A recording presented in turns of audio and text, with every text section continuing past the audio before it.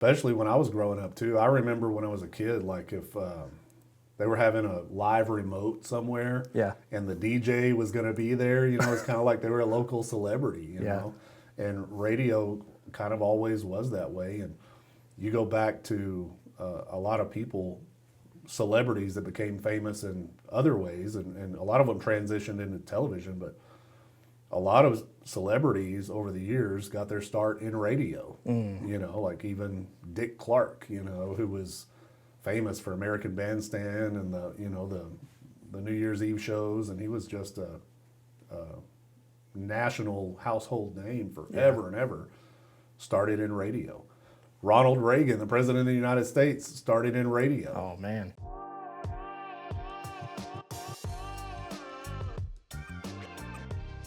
Welcome to the podcast.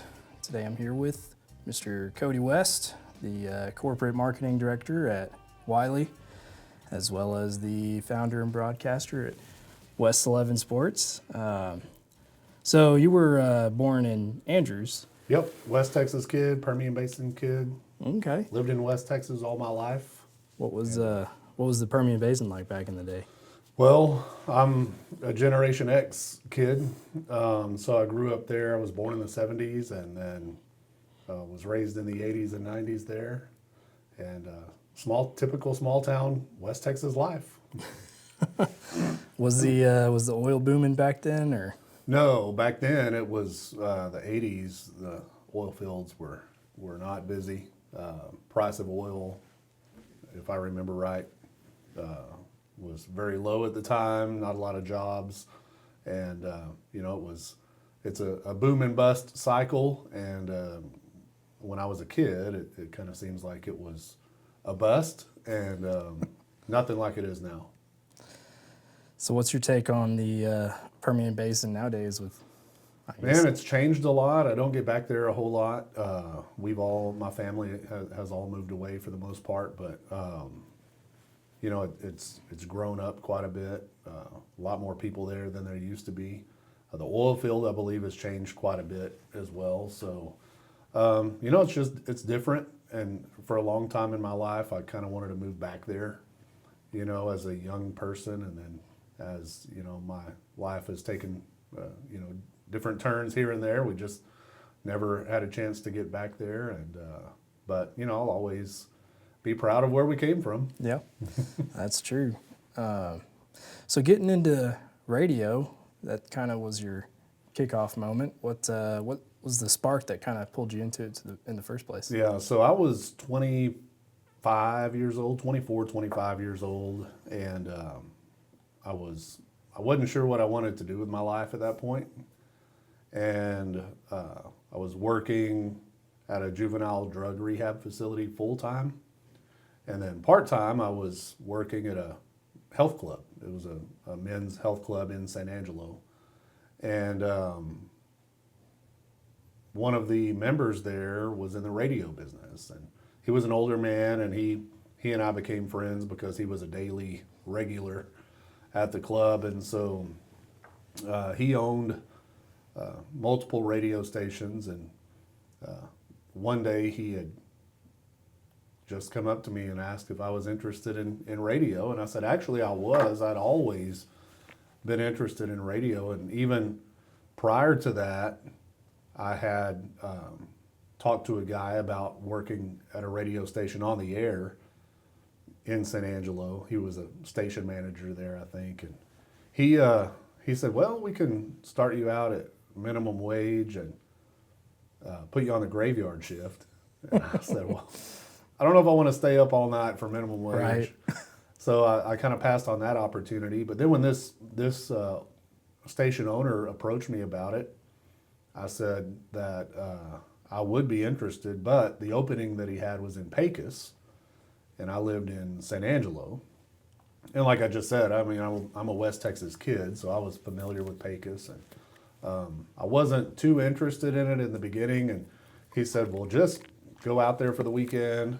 I'll put you up in a hotel, meet the station manager, take a look around town, see what you think. And so I did, and ended up thinking, might as well give it a shot. Small town radio, my primary interest was in broadcasting sports.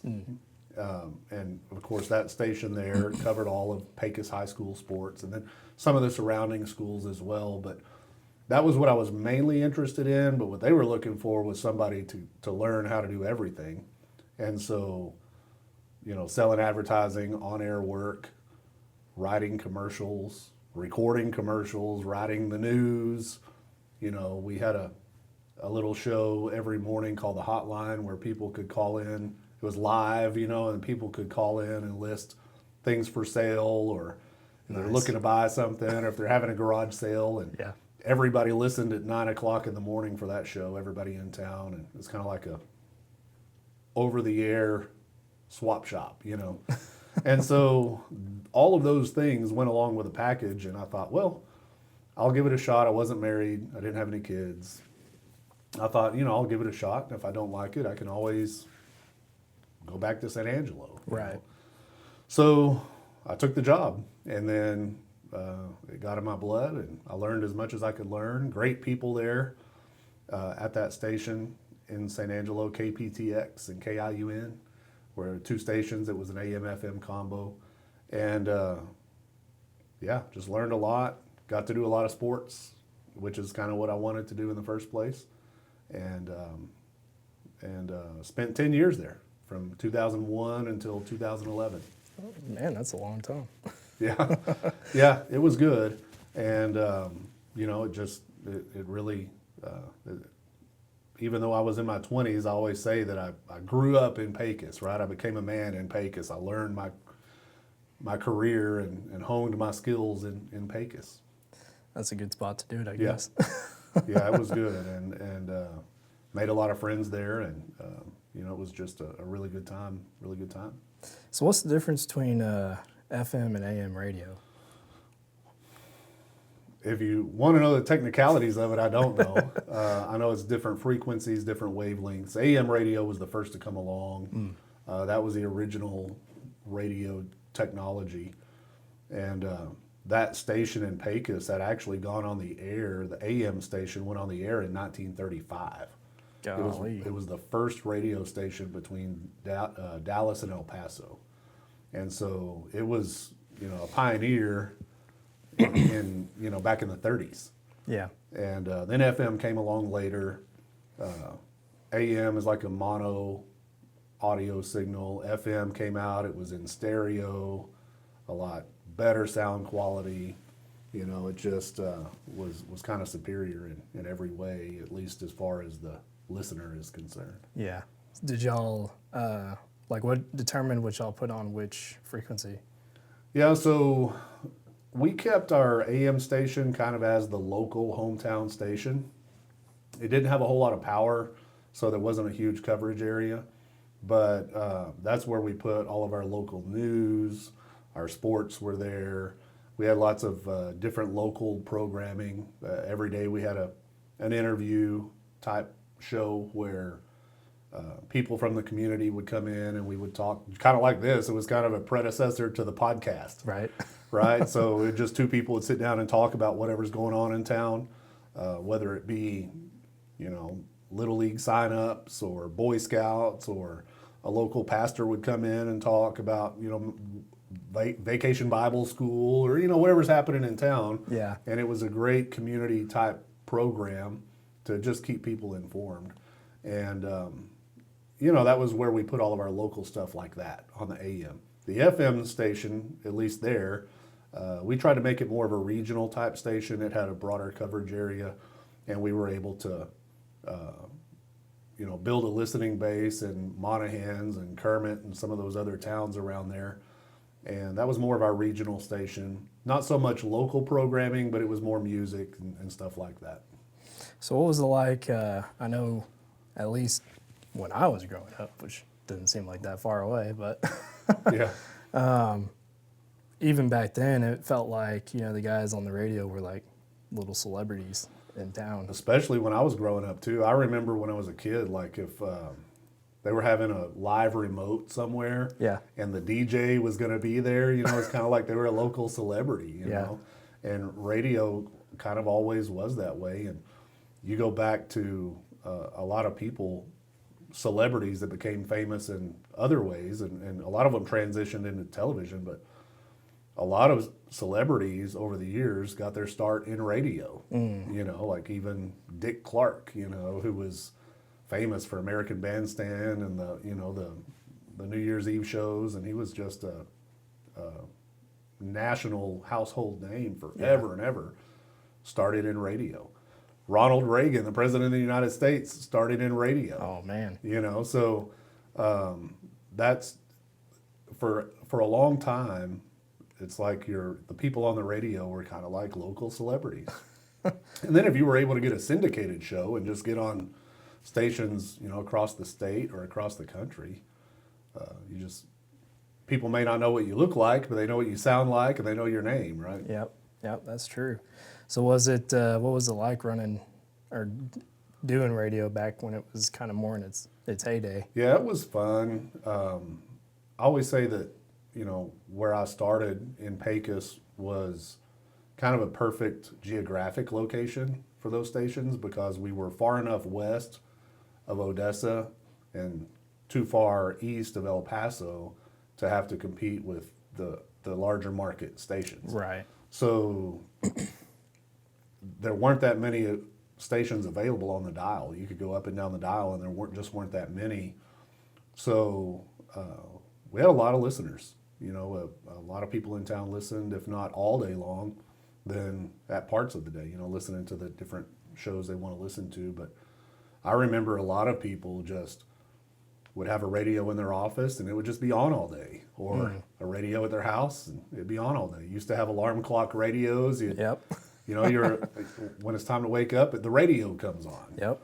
You know, so it was really neat. It's a lot different. It's crazy how things have changed in such a short amount of time with streaming audio and cell phones and things like that. But back then, and even then, it was changing a little bit, but at least where we were, we had a very loyal and captive audience. And so it was a lot of fun. So what kind of brought you to the point of actually buying one of the stations? Yeah, so in 2016, around 2016, I had an opportunity to first I signed a lease agreement and then bought the radio station in Littlefield for a short time. And so we sold the house, packed up all our stuff, and moved to Littlefield and started all over. And it was a small AM station, 1,000-watt AM, not a big coverage area. And by that time, I mean, this was in, I said 2016, but this was in 2011. 2011. So by that time, AM was already starting to just kind of become a smaller medium. Yeah. As more people get younger, people get younger. When you listen to the radio, you think of FM. AM still has its place. There are still plenty of AM stations in the country that are thriving. In Littlefield, it's an AM station, but at that time, I was just more excited about being my own boss and having my own station, and made a good little run at it. And it's a great community, and kind of like Pecos, and then growing up in Andrews, it's all small town West Texas. Right. So I felt like I knew the community well. I felt like we had a lot to offer. I felt like the station had a lot to offer. And we did pretty well, but in 2016 was when I had an opportunity to move on from it. So didn't own it for very long, but when I did, we tried to do the same things that I learned in Pecos. Be local, be right. All about the community, and offer a lot of programming. We even did things where you could. My selling point was kind of like, yes, it's AM, but there's no other place where you can just turn it on. It's free to listen to, number one. Number two, we'll tell you how hot's it going to get today. Yep. What's for lunch at school. How the Wildcats do on Friday night. Right. Who died. We gave local obituaries on the radio. Okay. So, just local information that Yeah. people still, and I think will always have a desire for. Is it still kind of the same model nowadays? That station, I don't think so. It's still on the air, but I don't think there's anyone there right now. I think it's on simulcast with another station. But yeah, for that moment in time, we were really going hard, trying to make it all about Littlefield and Lamb County. Right. So. What all is involved with Lamb County? So you've got there's 5 school districts in Lamb County. It's a small county geographically, Yeah. but you've got Littlefield, Sudan, Amherst, Olton, and Spring Lake Earth. So all of those communities are in the county. Littlefield's a county seat, but I tried to make it more. I mean, it was a Littlefield station, but our coverage area allowed us to broadcast into those other towns. So, we tried to do as much as we could for those towns as well. Yeah.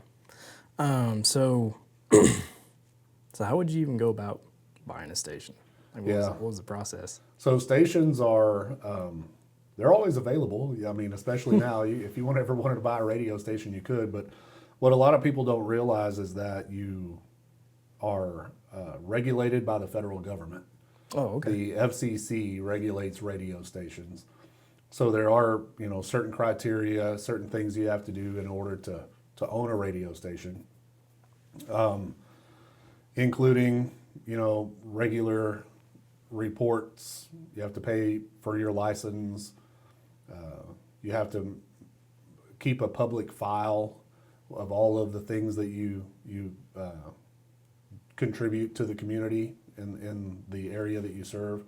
And then also things like the emergency alert network, that's still a thing. Yeah. All the radio stations have to have an EAS box, and if there's a tornado warning or any other kind of emergency situation, you have to be able to go on the air and give those warnings to the people. So there's a lot of requirements there as far as the government is concerned. But, as long as you have a building, a transmitter, and a tower, you can broadcast to the masses. I mean, that's kind of true. Yeah. So when you were at the radio, when you were in the station at Pecos, is there any behind the scenes things that people don't realize a lot of radio people do? I think maybe what a lot of people don't realize is just the time that goes into it. And when I came in, it was already, most stations were already fully automated. So we had computers that played the music. We actually received our music via satellite, but all of the commercials and everything were automated. So you program a log, and then the computer kind of plays the day out for you. But prior to that, you actually had to have people in the radio station playing the commercials, playing the music, and there's a whole lot of time that goes into that, and we would get there early in the morning and, work all day. And then sometimes we would have games at night broadcasting high school sports, and it'd make for long days. Yeah. The other thing is too, if we ever had severe weather, in Pecos anyway, if we ever had severe weather, if National Weather Service ever issued a warning, be it thunderstorm, tornado, flash flood, we would go to the station if we weren't already there and give live updates and talk about the weather. Dang. And give the warnings, let everybody know what's happening.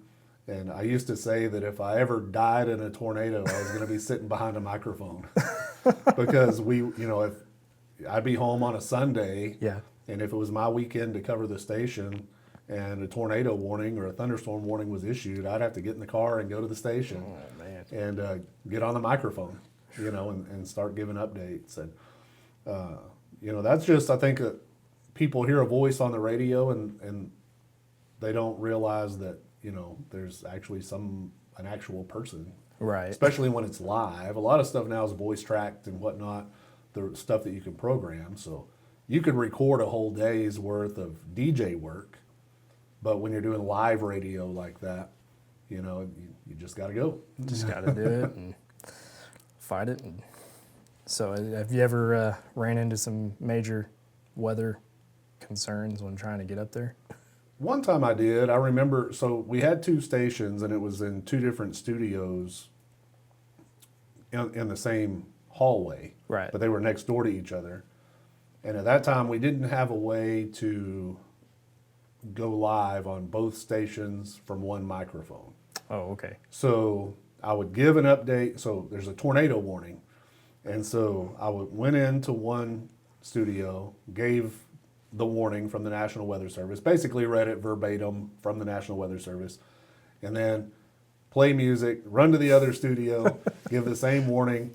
Yep. And so down that hallway, there was a glass door, and I could see outside. You know, the front door was Yeah. a glass door. And I remember looking out, and all the rain was like falling sideways. Oh, shoot. So it was that windy. Yeah. And, you know, the tornado was imminent. There was like a funnel cloud at least. I don't know if there was one on the ground, but all of the rain was falling sideways from left to right as I looked out that door. And I go in the studio, give the other update, and I come back to go to the other studio, and I look back, and it's all blowing the other way. And I was like, crap. oh, man, there's got to be some kind of rotation or something out Yeah. there. But I don't know if it ever touched down that day, but Dang. it was a little bit scary. Yeah, I'll bet. Yeah. Seeing that. I mean, And then I had a newborn at home, and I was just thinking, Oh, you know, I was no. like, man, you know, hope it doesn't I get blown away. I hope it goes over. Yeah. Yep. So advertising, that's a big part of radio too. Do you have any like philosophy or anything on your method of selling?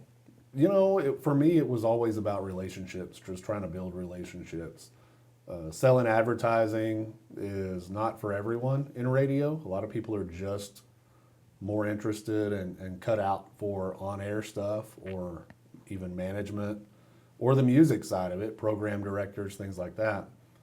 But in small town radio, you do everything. So Yeah. selling was a big part of what we did. We would come in the morning, do the on-air stuff, the morning show, all that stuff, and then after that, we're out the door and Right. we're in businesses. And in the bigger cities, it's kind of, you have an infinite amount of businesses that you could sell to if you were like in DFW or Houston or something Oh, like yeah. that.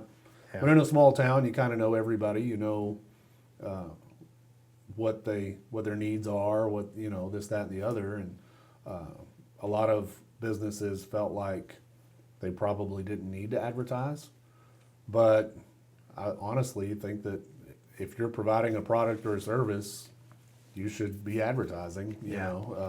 and that's a big part of the success of any business. And so for me, it was more about, I never gave anybody a hard sell. I didn't want to be that guy that when they see me pull in the parking lot, they duck out the back door. Yep. Or, they see me pull in the parking lot and they tell their employees, hey, tell them I'm busy or Yeah, whatever. I'm not here. I didn't want to be that guy. So I just, would try to number one, create a relationship with them and then see how we could help, because I do believe that advertising works and Yeah. it works in different ways, because let's say a quick lube oil change place would need to advertise differently than an insurance agency. Right. Or, but, there's a lot of things that you may not need right now, but when you do need it, that, you want to be the first ones they think about whenever they do need Exactly. your product or service. Yeah.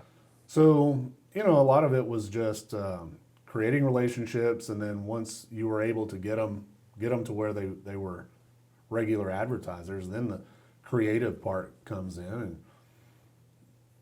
just because you're on the radio doesn't mean the advertising is going to work, right? So you've got to say the right thing. You've got to appeal to your listeners. You want it to stand out. You want their commercial to be, something that catches people's ear.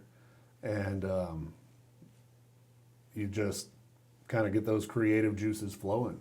A lot of business owners are really good at creating their own stuff. They say, okay, here's what I want to say, and here's how I want it to sound, and it worked. Yeah. And sometimes they didn't know anything about advertising, but they still wanted input, and then it's like they run ads, and then you go back and see them the next month, and they'd say, well, it didn't work, So Right. a lot of it was just because of the message itself, and Yeah. there's a whole lot that goes into it. And regular, everyday radio listener probably doesn't even think about that. Yeah. that Some is true. people even, they might, if they're listening to the radio in the car, they might hit scan during the commercials looking for the next song or whatever. So you have to be creative when not only selling advertising but also helping the customer come up with a good commercial. Right. And all of those things I've learned, I've carried with me into the other careers that I've had. Yeah. Yeah, I mean, it's a good philosophy. Well, you've mentioned a lot too that, you like hear the same commercial for a chiropractor over and over and over again, and then when you finally need a chiropractor, That's the one you that's think the about. one you think about. That's right. Yep. Yeah. And the same goes for a lot of businesses like that. You Yeah. know, I think about like car dealerships. Yeah. You hear car dealerships all the time, but you may only buy a car once every 5 years or, whatever. But if you're used to they drill that name into your head. We used to say that, there's a saying that says word of mouth is the best advertising. Yeah. Well, radio is controlled word of mouth. That's true. So you can say the things you want to say to the people without any of the negative. They'll hear what you want them to hear with controlled word of mouth. You just keep working, and eventually, they'll be the ones you think of. And then others, you may be having a big sale. Hey, come on down right now. From now until Friday, we've got half off everything, and people start showing up because it's a good deal, and they hear that, and then they get an immediate response on it. Did you ever have to go out and like sit in front of a business and sell T-shirts or something? I did some live remotes. When I first started, I wanted to make them fun. And so we would do live remotes at various places, but I would always try to have, a lot of interaction with customers if there were some. Always talk to the business owner. One time I was doing a live remote outside of the movie theater. We set up on the front porch of the movie theater by the ticket booth, and people were lined up to buy tickets. And I had earlier that day I'd gone to the store and bought a bunch of jalapenos, and I had a jalapeno eating contest on the air. Man. Nice. And the winner would get free drink and a popcorn from the concession stand or something like that at the movie theater. And so sometimes we'd try to get creative with our live remotes like that, but yeah, I did sit outside of a business quite a few times. We did one at Sonic one time, and it was kind of fun because the cars would pull up and I could hear myself on their car radios as they pulled into the stalls at Sonic. So yeah, a lot of good stories from live remotes. Those were a lot of fun for the most part, but it was usually the businesses that made it good. Yeah. Did one time at a janitorial supply company, and I was just, searching for things to talk about. I think at one point I was like going down the aisle and reading labels off of. There you go. Cleaning supplies because I just didn't have a whole lot of material. But for the most part, I did whatever I could to help the business be successful. I wanted them to get their money's worth. Well, yeah, absolutely. Come down and get your Fabuloso. Yeah, right. So the kind of decline of radio, because nowadays you mentioned earlier, it's all streaming. It's all, nobody really thinks about radio anymore anyway. Did you start to see that early on, or? No, and I think that it's an age group thing, right? Because for someone your age, and I've got a son who's 22, and he doesn't listen to the radio much, but somebody my age probably still listens quite a bit. I think there's still a lot of value in radio. I think that a lot of people, statistics show that a lot of people still listen to the radio, especially in the car. Maybe not so much like I was talking earlier, they probably don't have one on in their office or at home, but when they're in the car, that's still a big part of radio. Right. But I would say when smartphones came out, I did a live remote at a Verizon store, and the whole concept of it, the reason they were doing it was because they were introducing their brand new smartphone. And I'm interviewing the store manager live on the air, and he's talking about this smartphone that's coming out, and I didn't even really understand what the heck he was talking about. And he said, we're not very far away from people being able to read a book on their phone. Yep. Or, they wake up in the morning, instead of getting the newspaper and reading the news first thing in the morning, they just turn on their phone and the news is right there on their phone. And it was kind of mind-blowing to me. Yeah. It didn't really, but the things he was talking about was reading on your phone, reading a book, reading a newspaper. Even then, I don't think it registered that there would be streaming audio on your phone. Because I think at that time there were MP3 players. Oh, yeah. Like the iPod was a thing. Heck yeah. But radio never really felt like MP3 players and iPods were a threat. Yeah. And then a few years later, you get streaming apps. And well, prior to that, people were downloading, like Napster, they were downloading music. Oh, I remember that, yeah. But even then, people were downloading music mostly so they could burn it to a CD and play it in their CD player. Irony. So it's like it changed really fast. And now people are listening to music on streaming apps. And I think what's kind of crazy is when they first came out, you would pay a subscription and you didn't have advertising to listen to. Right. Now you pay a subscription and you still hear ads on some of those apps. That's true. That's kind of the way, streaming television has gone too.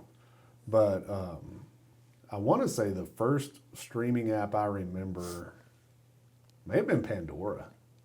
Yeah. I think Pandora might have been the first streaming app that I recall. I'm not saying it was the first one, but it's the first one that I was exposed to.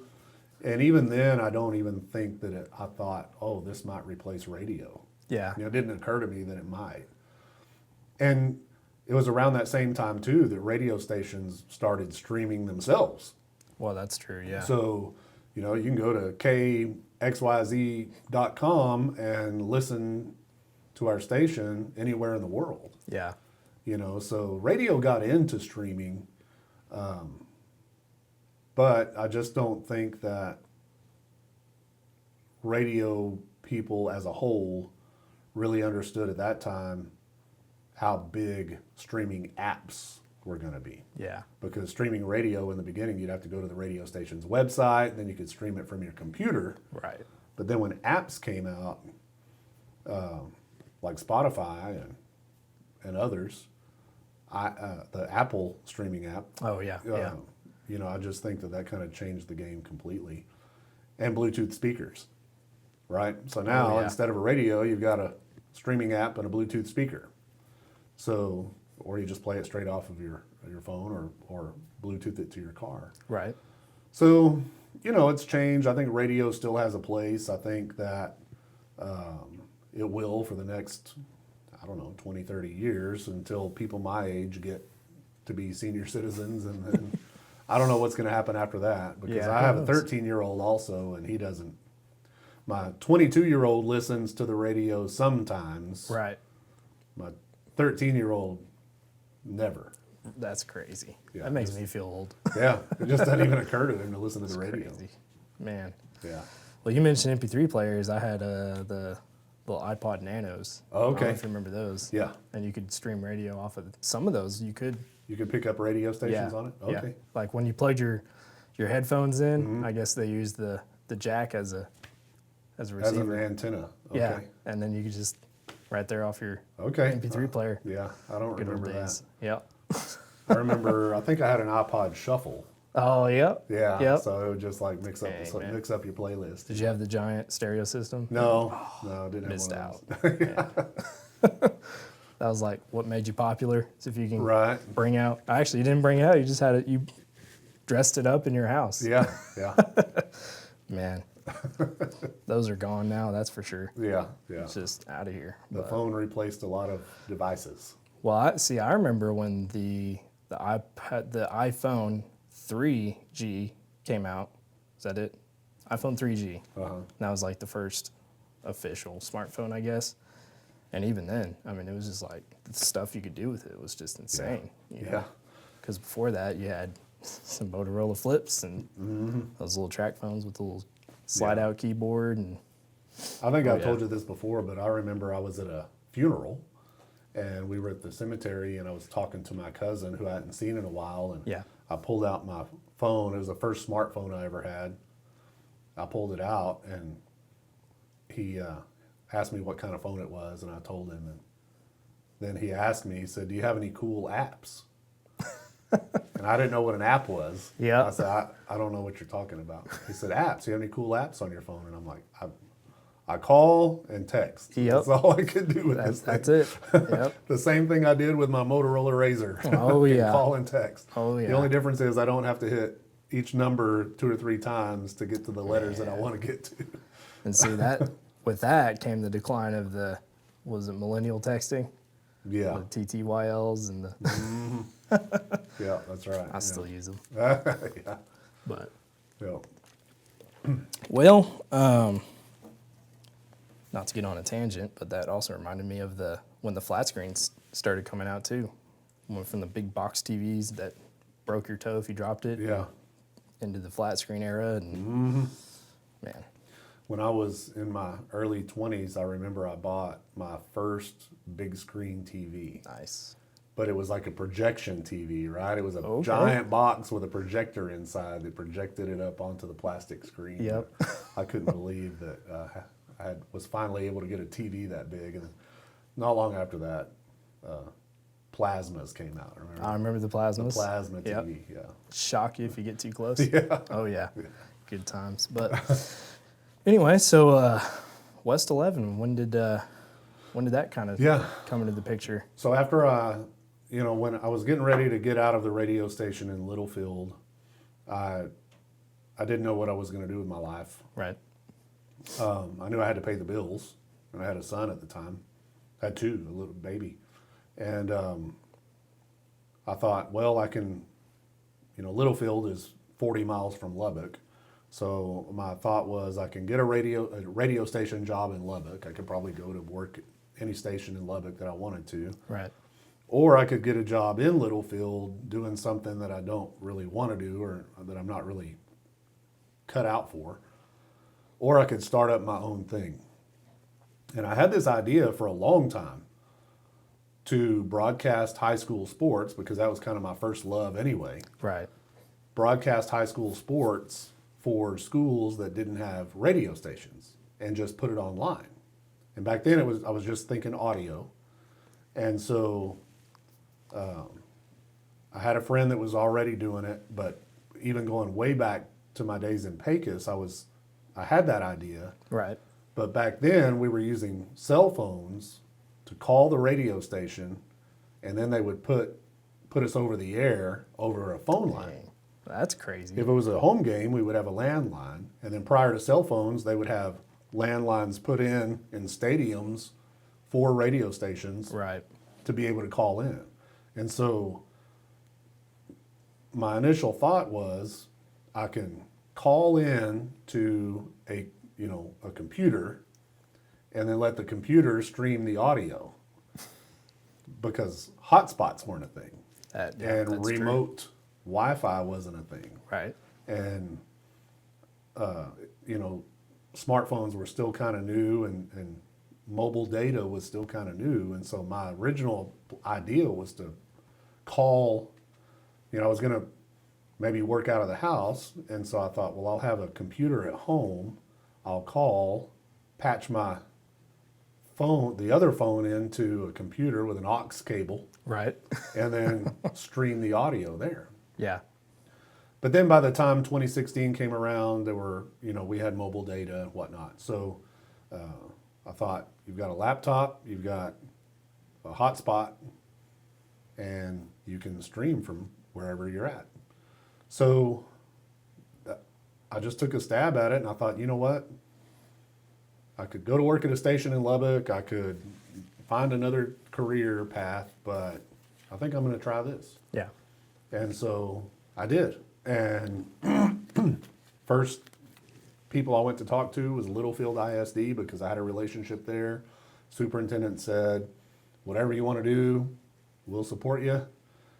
I went and visited with all the businesses in town. They said, yeah, that sounds like a great idea. I said, well, we're doing Littlefield sports, but it won't be on the radio. Right. It'll only be on my website. And then I went to Olton, which is the next largest town in Lamb County, and superintendent there said the same thing to me. Said, yeah, we love it. So had some guys in Olton that were interested in doing play-by-play and broadcasting Olton sports, and then I did the Littlefield sports, and West 11 was born. Couldn't think of a name for the company, so I knew I wanted to use my last name somehow. I wanted to use West in there somehow. And my son Ryan was in junior high at the time, and in youth sports, he always liked to wear number 11 if he could get it. Yeah. And so I told him one day, I said, I don't know what to name the company. West something sports. West, I wasn't sure. And he said, well, why don't you call it West 11 Sports, like my jersey? And on the back of his youth football jersey, he had his last name and then the number 11 under it. So I called it West 11 Sports. That's cool. Nobody really knows like how that came about, but it came from him of all people, and just because he liked to wear number 11, and then he through high school would try to get, junior high and high school would try to get number 11 if he could in whatever sport he was playing. So that's kind of how we got the name, but started doing Littlefield and Olton sports online, and then over the years I'd made friends and connections in schools across West Texas. And just started, I got on the road, and first I got a map, and I said, okay, well, what town doesn't have a radio station? And so out of those towns, I just hit the road and went and said, hey, here's what I'd like to do. I'd like to provide a broadcast. I want to use local announcers. I'll sell the advertising here locally, so the school district, it doesn't cost the school anything. I'll make money through advertising, and then we'll just put the games on the air. And turned out to be a really good deal. Built a network up. I think at one time we had about 10 different schools that we were covering. So you could go to West 11 Sports, and you kind of had a menu of what game you wanted to listen to that night, then there were other schools that we would pick up just in the playoffs. We'd do like maybe a one-off, or there may not be enough. We may not have announcers, or we may not have the business support to do everything, but we could still do playoff games. And over the years, we covered, a lot of schools, mostly small towns, right? The ones that don't have radio stations. Sure. So, but we had the furthest school from where I was based was out in Van Horn, Texas. Oh, man. So we covered Van Horn for a few years. We had a bunch of schools on the South Plains, did a lot of new home games, New Deal. We covered Spring Lake Earth quite a bit. So anyway, built up a little network. We covered a lot of schools around West Texas.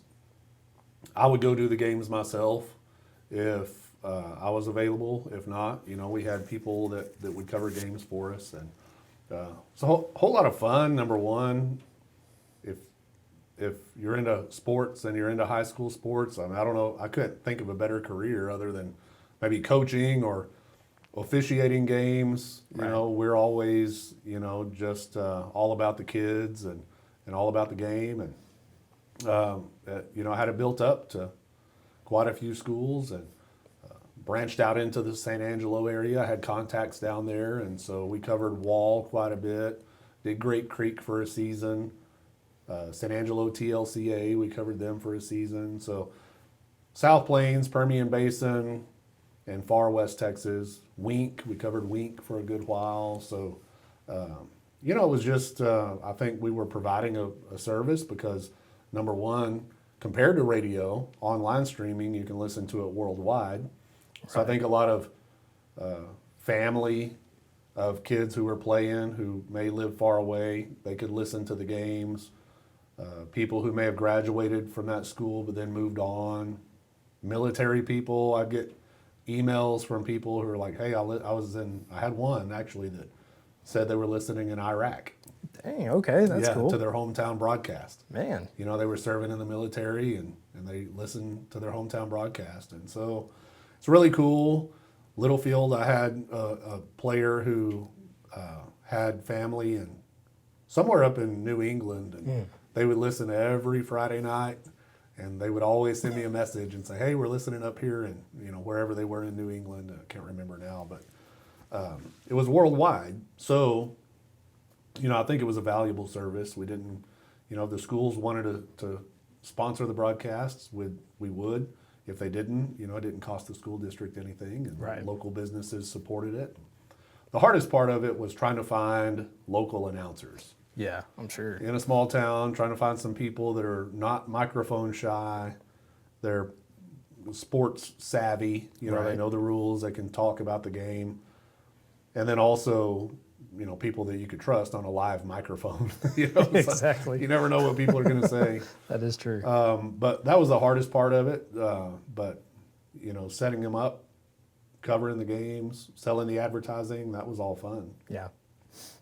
Did you, so at what point do you think it kind of got beyond just you doing it? Pretty quick, yeah. And luckily I had some support from some friends and family. The San Angelo thing happened because I had family that lives down there, and they had connections, and so they were able to help me develop that. I have a really good friend named Keith Logan.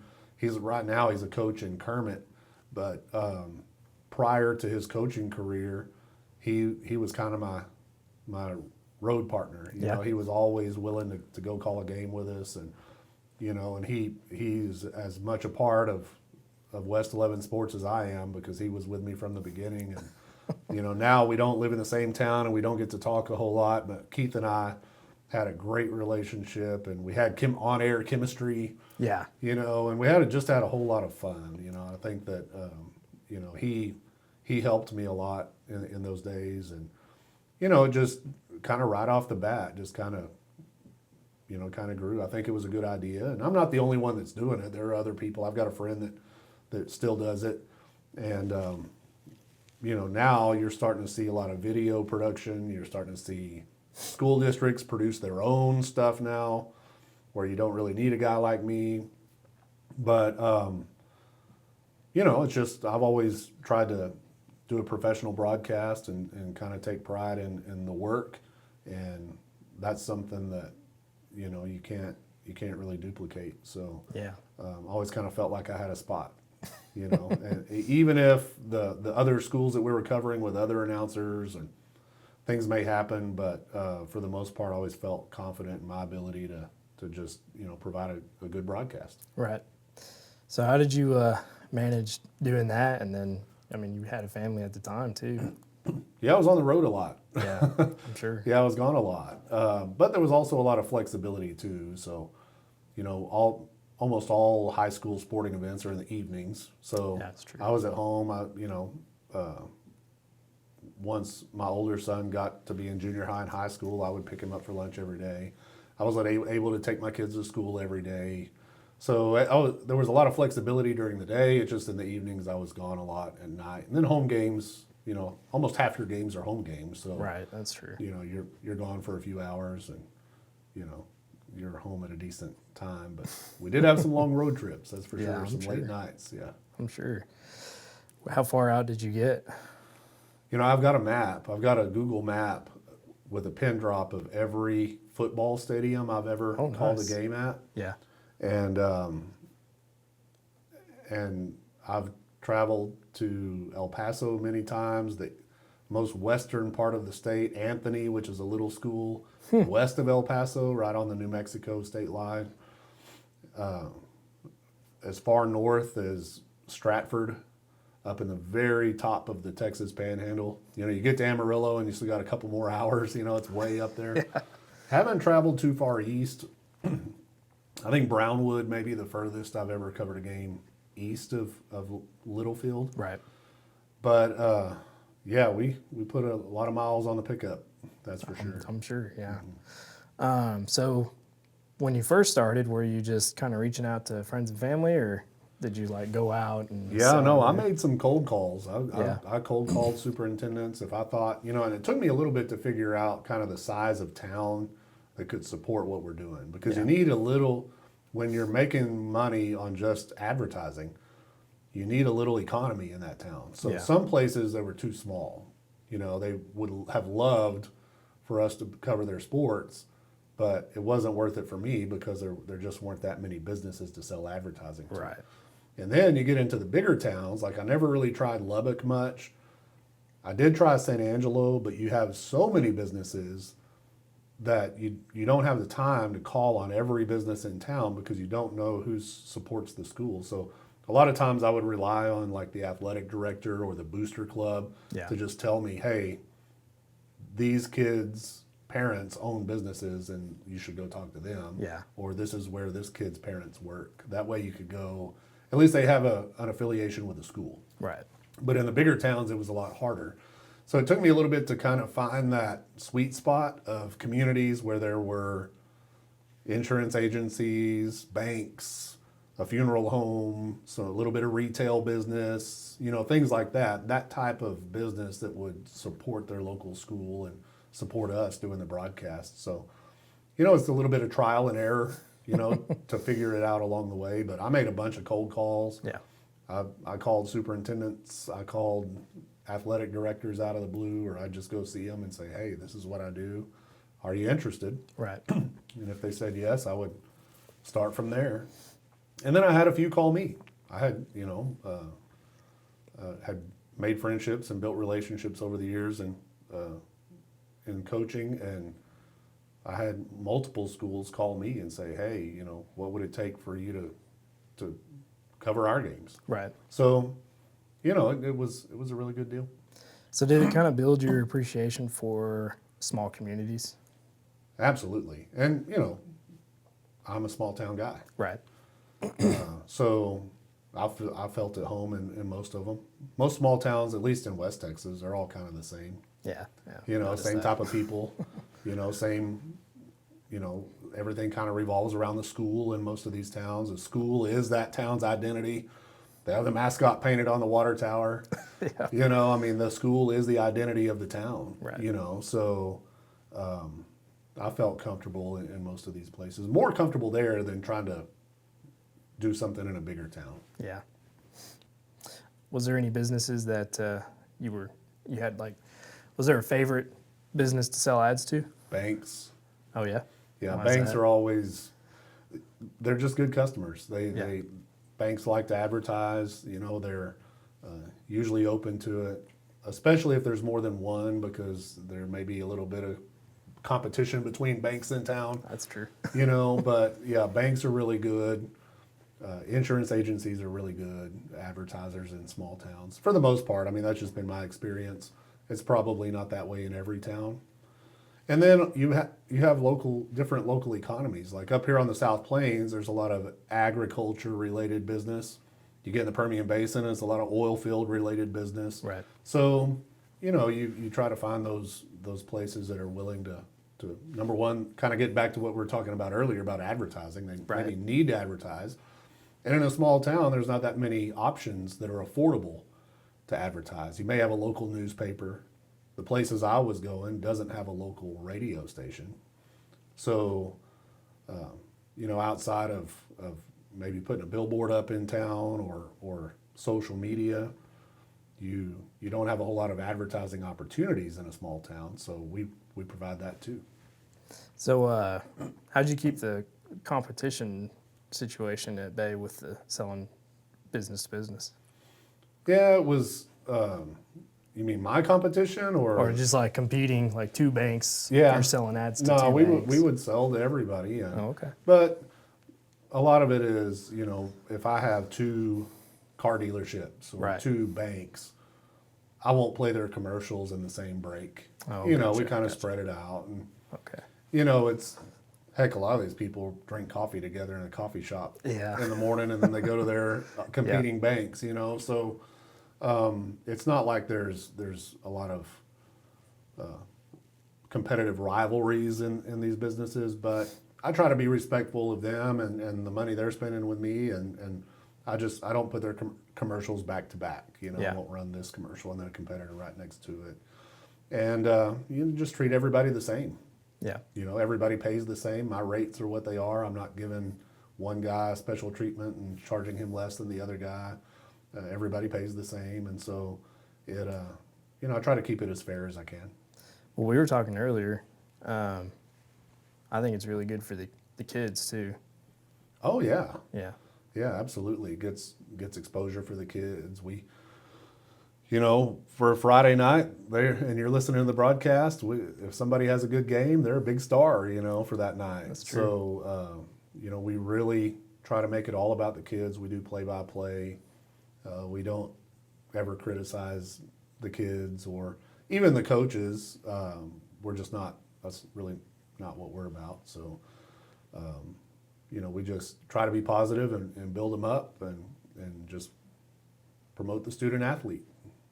So at its absolute peak, what was West 11? What did it look like? Yeah, probably 10 schools. We were humming.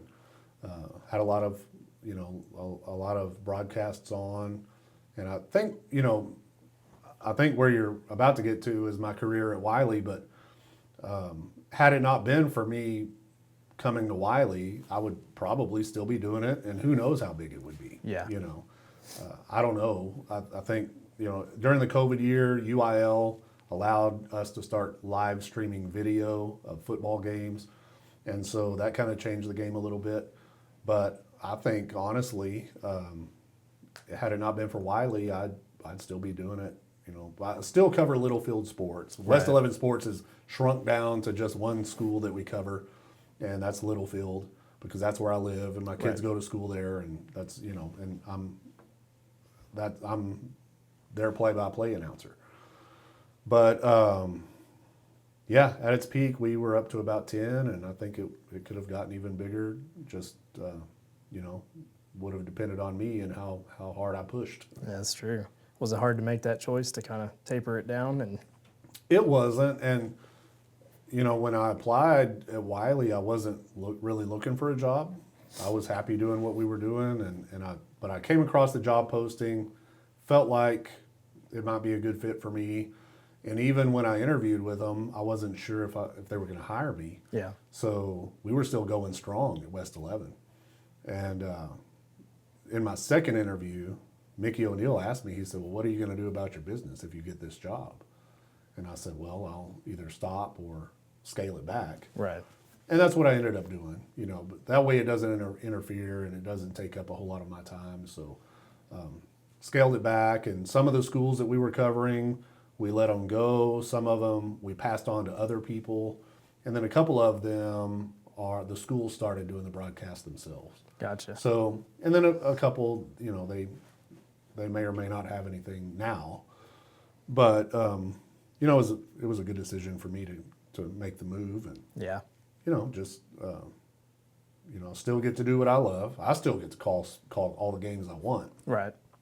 I just don't have those other people doing games outside of there. So was there any pressure, I guess, to take the marketing department to the next level? Well, I kind of went from the one side of the desk to the other, where my Right. whole career for 20 years I'd sold advertising to guys Right. like Jim, and then I get hired at Wylie and I become the guy that buys advertising from the salesman. So, you know, I wasn't intimidated by the advertising part of it. Was a little bit nervous about the fact that Wylie's an ag equipment company.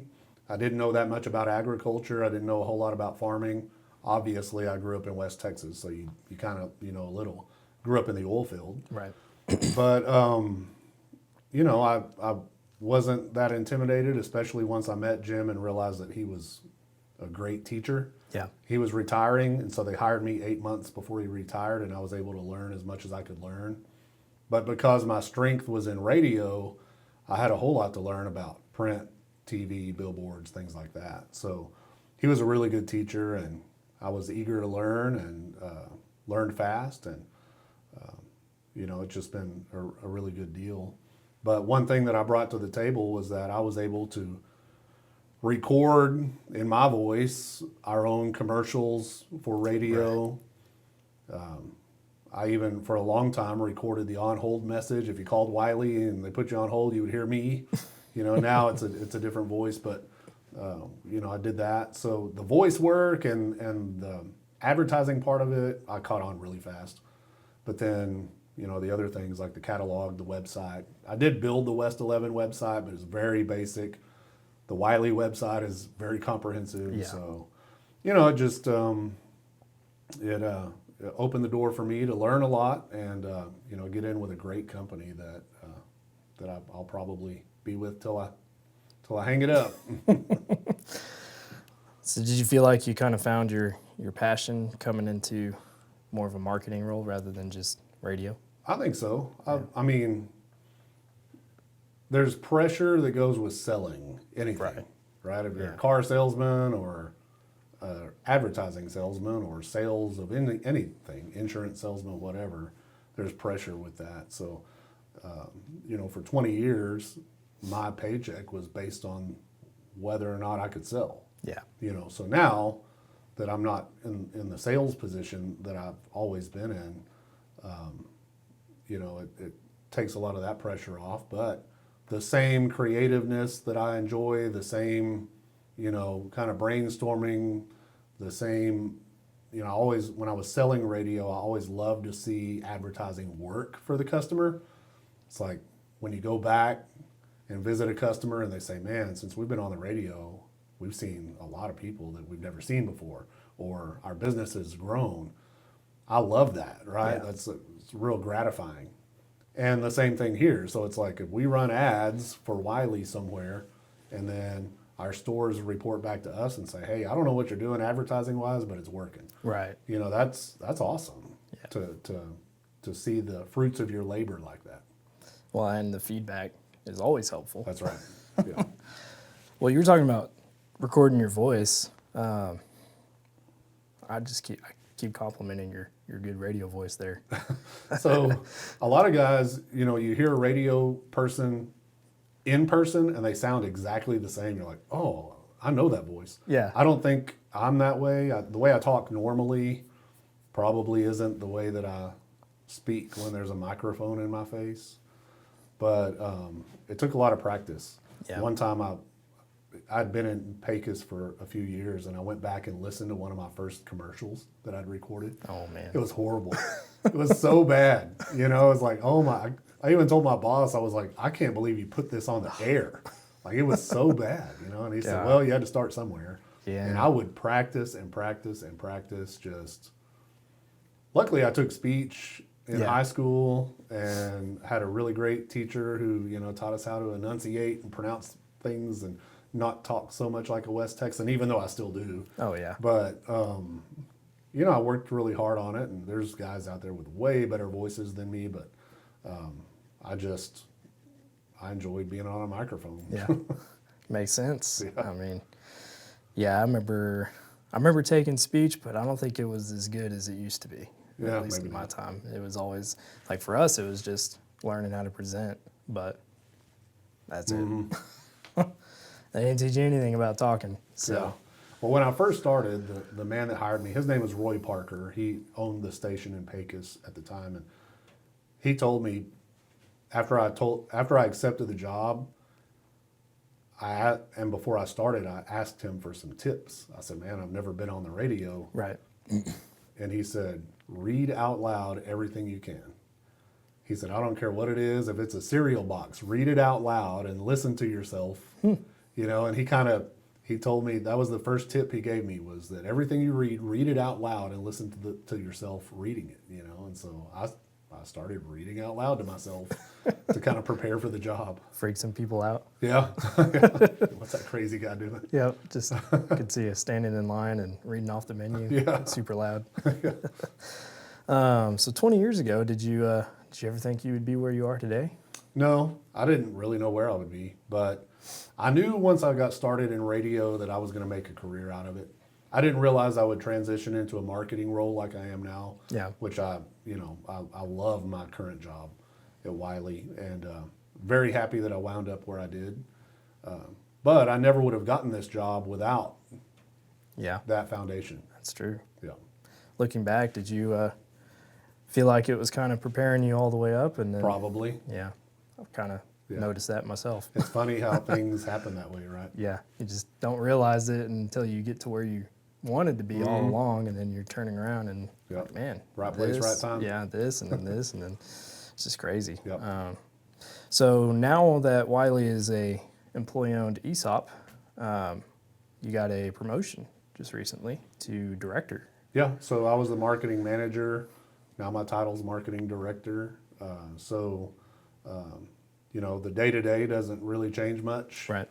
You know, but it feels really good to be a part of things and to be a part of the creativeness. And, you know, like I told Jason Fisher, our CEO at Wylie, you know, I said, this brand, I feel like it's mine. Like Right. I own that brand as the marketing director. I'm responsible for it.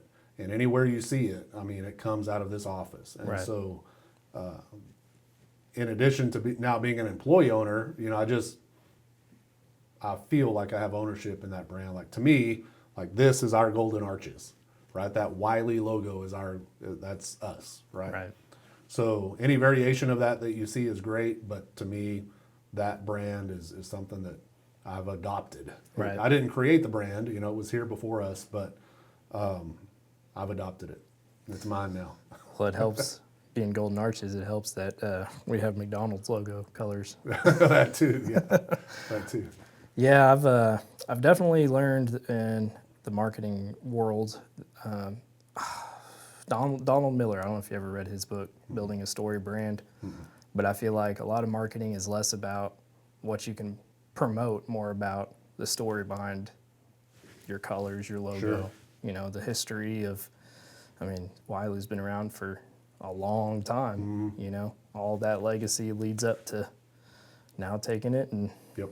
as an employee. That's right. You know? And so I think if you have good company values, Yeah. if you have good products and services, if you can make people feel something about the way that you do business, then that's a home run in advertising, Yeah. right? If you can somehow convey your company message to people in a way that makes them feel like they want to do business with us, Right. you know, that's what you're shooting for in advertising. Absolutely. Yeah. Well, and everybody's looking for a connection. You That's know? right. And if you can make that connection, I think you're golden. Yep. So to kind of wrap it all up, what's kind of your opinion on the importance of taking some risks in life? My whole life has been a risk. Right. So for I would say calculated risks, right?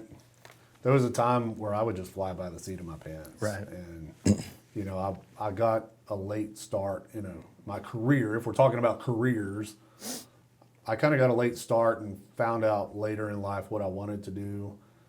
And, you know, just personally, the things I've talked about today, taking that job in Pecos was a huge risk. Right. You know, but I felt like I was single at the time. It wouldn't have affected anybody if I fell on my face. But it worked out. Selling everything I had and buying a radio station in Littlefield, Texas was probably the biggest risk I ever took in my life. But I found my forever home. I'll probably live there till I die. And it led me to where I'm at now. So, you know, those risks paid off, and I wouldn't be where I am now if I hadn't have taken those, or if I was too Right. afraid, or I took bad advice. You know, there's been plenty of times I took a risk and did fall on my face. You know, I haven't been just hitting home runs all my life. You know, so to use a sports term, you know, there's been a lot of times where you try something and it just don't work. Yeah. And you take a risk and you fail. But I think the main thing is to just, you know, keep moving forward. If I was giving advice to my kids, I would say, look, you know, to kind of keep the sports theme of it, you're going to get knocked down. You have to get back up. You know, in football, sometimes you've got to go up against a bigger guy who's stronger and faster than you, but you can't give up. You have to keep trying, and that's a life lesson that I think, you know, you take a risk, it doesn't work out, then you regroup and just keep moving forward. you know, the things that we're talking about today for me are risks that I took that ended up paying off, but there are plenty that, you know, plenty that didn't. Well, it wouldn't be So- life if they did. That's right. Yeah, that's life. Is it okay to sometimes, you know, just start over and reset? Yeah, absolutely. Reinvent. Yeah. I've had to reinvent myself a few times, you know, and that's perfectly okay. You know, you just, again, the advice I give my boys is like, you can't get too high when times are really good, and you can't get too down when times aren't. You know, you got to ride the waves, and you know, it's not always going to be great, and it's not always going to be horrible. You just got to keep moving forward.